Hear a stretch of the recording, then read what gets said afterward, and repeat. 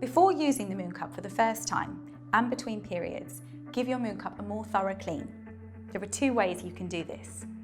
Boil the Mooncup for 5 to 7 minutes. Use a clean pan set aside only for this and make sure the Mooncup is fully covered with water. Make sure the pan doesn't boil dry. Carefully remove the Mooncup from the pan and allow to air dry.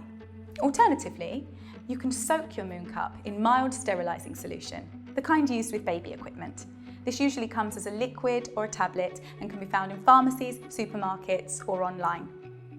Always follow the packet instructions for dilution. And soak your Mooncup fully immersed for the minimum recommended time. This is usually around 15 minutes, but check the instructions. Remove the Mooncup and rinse it well with plenty of clean water, and then set it aside to air dry. We don't recommend using the microwave, dishwasher or a steam steriliser to clean your Mooncup, as this may damage the material. During your period, you can simply wash it with water. If you choose to use soap, make sure that it's mild and unscented and that any soap residue is rinsed off. You can find out more about cleaning and caring for your Mooncup by visiting the FAQs on our website.